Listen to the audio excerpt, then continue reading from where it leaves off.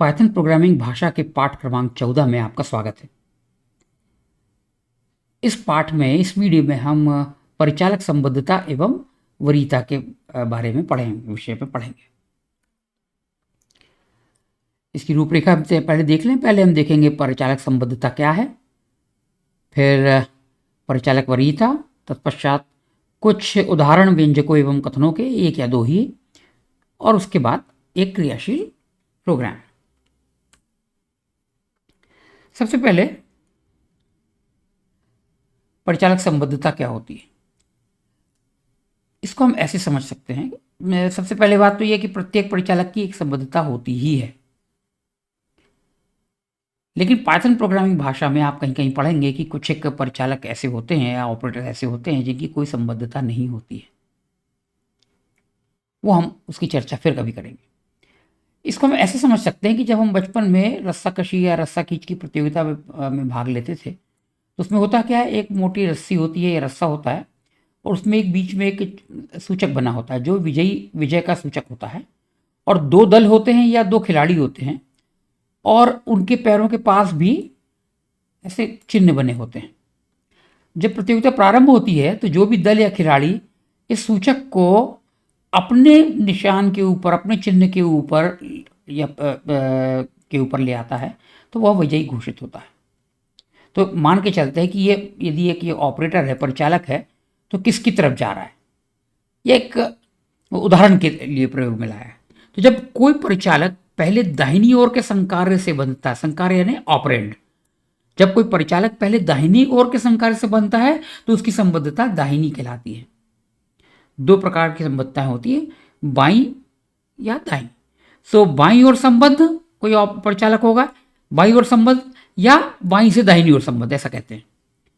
दूसरा दाईं ओर संबद्ध या दाईं से बाईं ओर संबद्ध। किसी व्यंजक में समान वरीयता वाले परिचालकों के मूल्यांकन का क्रम स्थापित करती है संबद्धता।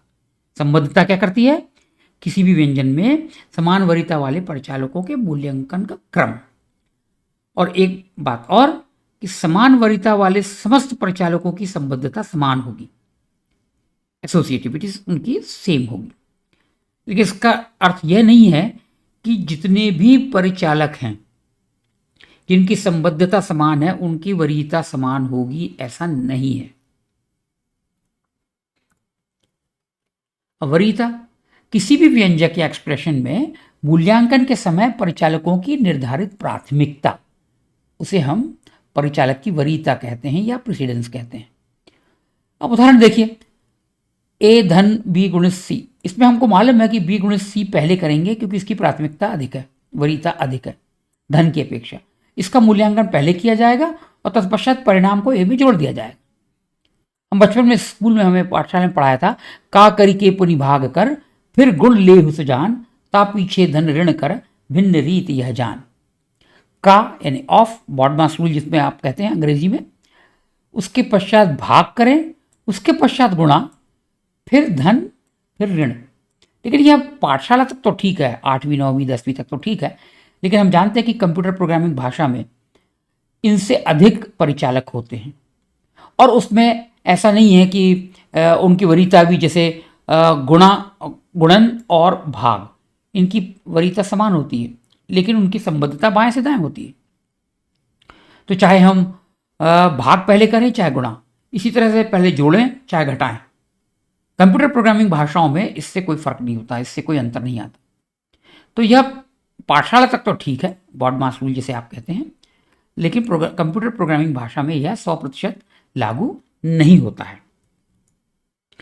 हम वरीयता क्रम को ऐसे भी समझ सकते हैं, जैसे भारत में वरीयता क्रम किसी भी सरकारी या शासकीय कार्यक्रम में वरीयता क्रम ऐसे होता है, जैसे राष्ट्रपति महोदय या महोदया, इनकी प्राथमिकता 1 है, सर्वप्रथम सर्वाधिक वरीयता है, सर्वोच्च वरीयता है जिसे हम कहते हैं। उसके पश्चात उपराष्ट्रपति, फिर प्रधानमंत्री, फिर राज्यों के राज्यपाल, भूतपूर्व राष्ट्रपति, फिर उप प्रधानमंत्री। आधिकारिक अधिसूचना में इसका क्रमांक 5A है, लेकिन ये एक संवैधानिक पद नहीं है। कहने का तात्पर्य यह है कि उप प्रधानमंत्री का पद कोई ना कोई सुशोभित हमेशा करे, सदैव करे, ऐसा नहीं है। उदाहरण के लिए सन 2024 में इस समय भारत में कोई भी उप प्रधानमंत्री नहीं है। इसके पश्चात आते हैं भारत के मुख्य न्यायाधीश एवं लोकसभा अध्यक्ष। आधिकारिक अधिसूचना में इसका क्रमांक है 6। यहां पर कहने का तात्पर्य यह है कि भारत के मुख्य न्यायाधीश एवं लोकसभा अध्यक्ष, इनकी प्राथमिकता समान है। पाइथन प्रोग्रामिंग भाषा में परिचालकों की सूची अत्यधिक लंबी है, तो इसलिए मैंने उस सूची का उल्लेख यहाँ नहीं किया है। आपको विभिन्न सोशल मीडिया प्लेटफॉर्म पे, वेबसाइट पर और विभिन्न पुस्तकों में मिल जाएगा, तो आप वहाँ से उनका अध्ययन कर सकते हैं। ये सिर्फ 2 उदाहरण हैं। उदाहरण के लिए जैसे ए कोई व्यंजक है, बी कोई व्यंजक और सी कोई व्यंजक है, तो ए धन बी धन सी। अब हमें पता है कि ये दोनों धन के निशान हैं, तो निश्चित रूप से इनकी प्राथमिकता समान होगी, लेकिन ये बाईं से दाईं ओर संबद्ध हैं, तो बाईं ओर वाले धन का निशान पहले उपयोग में लाया जाएगा।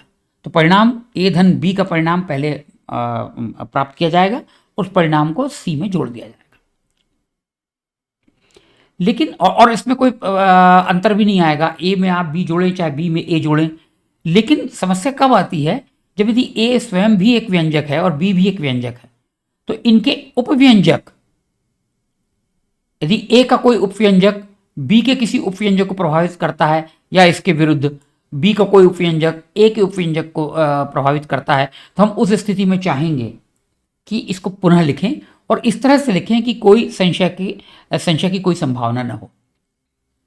इसलिए या तो कोष्ठकों का प्रयोग करें या इस तरह से लिखें कि ऐसी स्थिति में कोई भी संदेह ना हो, संशय ना हो। अब एक उदाहरण इसका देखते हैं। तार्किक रूप से यह एक व्यंजक है जिसमें f1 गुणित f2 और जो परिणाम आएगा उसमें f3 से भाग करना है, और तार्किक रूप से ये दोनों उसके प्रारूप समान है, दे आर वो समतुल्य है। यहां पर हम क्या कर रहे हैं, लेकिन f1 और f2 का गुणा पहले प्राप्त कर रहे हैं और जो परिणाम आएगा उसमें f3 से भाग कर देंगे। इधर हम क्या कर रहे हैं, f1 में पहले f3 से भाग कर रहे हैं और जो परिणाम आएगा उसमें f2 से गुणा कर देंगे। तार्किक रूप से दोनों समतुल्य है। अब हम देखेंगे कि इसका प्रभाव परिचालकों की वरीयता एवं संबद्धता के कारण प्रभाव क्या होता है। मैंने एक छोटा सा वर्किंग प्रोग्राम कह लीजिए या स्क्रिप्ट कह लीजिए वो बनाई हुई है, हम देखते हैं कि उसमें क्या है। दाहिनी तरफ आप देखेंगे तो ये मानक शिबैंग लाइन है। अब यहाँ पर मैंने क्या किया है, चलिए पहले हम ये देखते हैं कि हम पाइथन 3 हम ये देख लें कि इसका हम कौन सा संस्करण प्रयोग में ला रहे हैं। पाइथन 3.10.12 मैंने जितने पाइथन पर वीडियो बनाए हैं उसमें यही मैंने इंटरप्रेटर प्रयोग में लाया है। अब मैं स्क्रिप्ट पर चला देता हूं।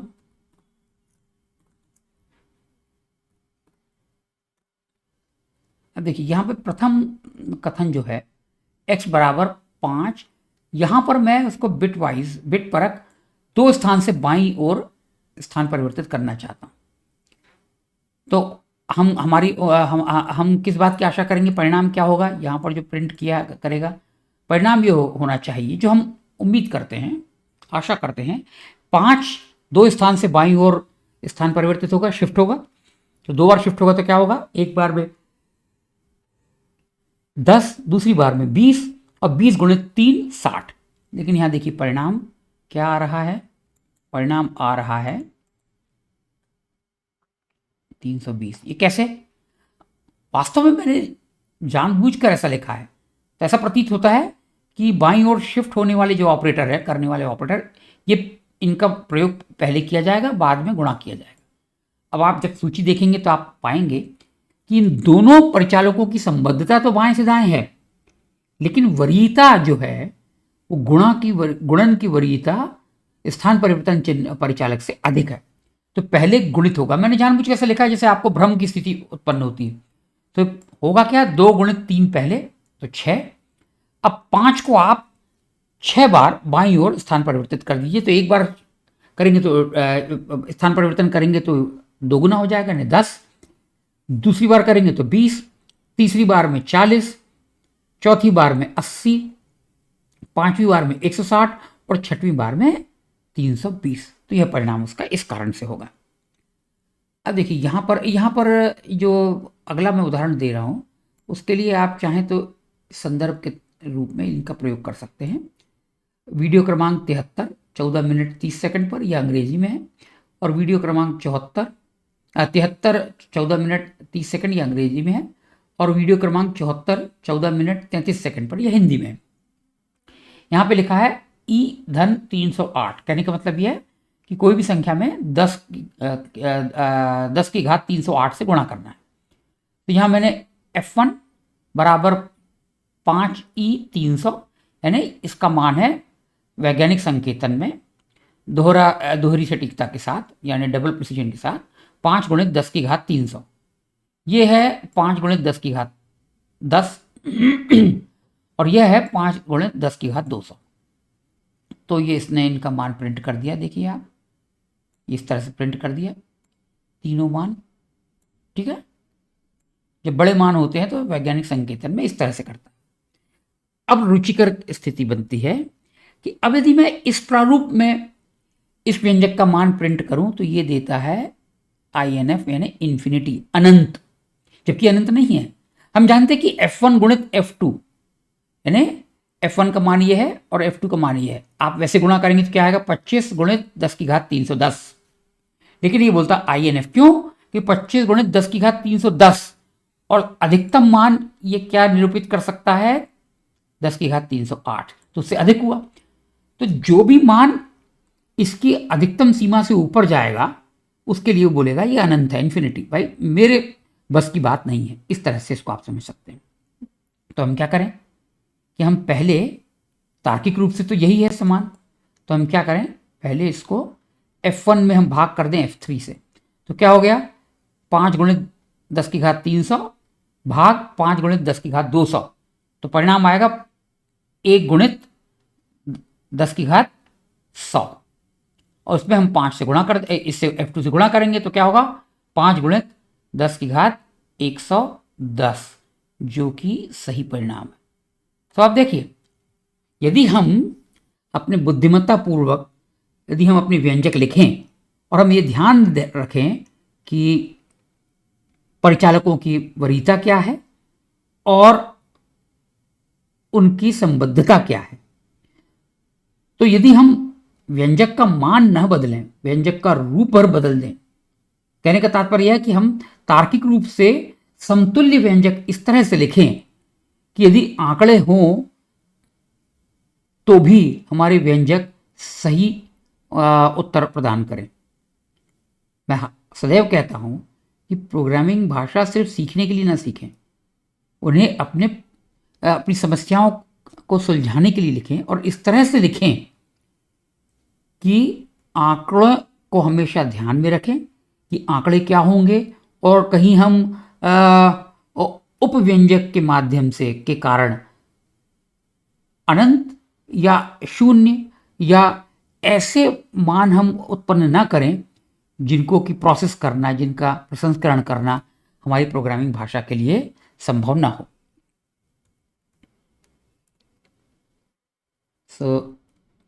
हमने एक क्रिएशन प्रोग्राम देखा। आगे क्या, अगले वीडियो में हम देखेंगे शाखाबद्धता एवं निर्णयात्मक कथन, इफ एल्स, यानी decision and branching and decision statements, जिसमें हम पहला एग्जाम्पल लेंगे, उदाहरण लेंगे इफ एल्स का। इस वीडियो में बस इतना ही। धन्यवाद।